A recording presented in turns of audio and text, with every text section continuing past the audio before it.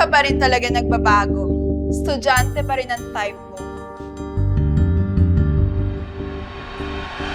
Hindi ko nakakalain na ganun kaganda ang ending at ang buong storya na ginawa ni Direk Dennis.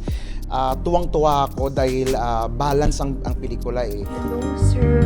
I miss you. Oh, ayun! Hindi ba ito ang gusto mo? Yung hashtag Do You Think I'm Sexy, hindi lang kasi siya sexy movie. Maraming issues na tinatakal dito na makaka-relate yung mga tao. At the same time, marami kayong matututunan. Sa una pa lang, wala pa ako dito sa stage. Sobrang kinabahan ako, as in, sobra. I was so nervous and so scared. But I survived it and happy naman ako sa work ko and sana naman ma-enjoy nyo. Sayaw ka na? Dance for me.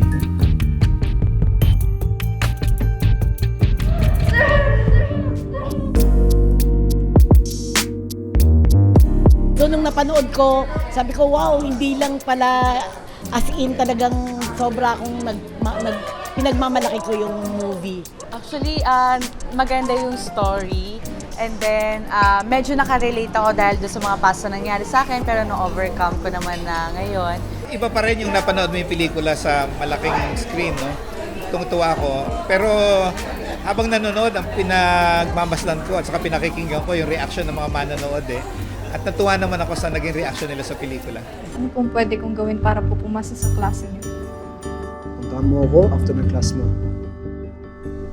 Wear a uniform.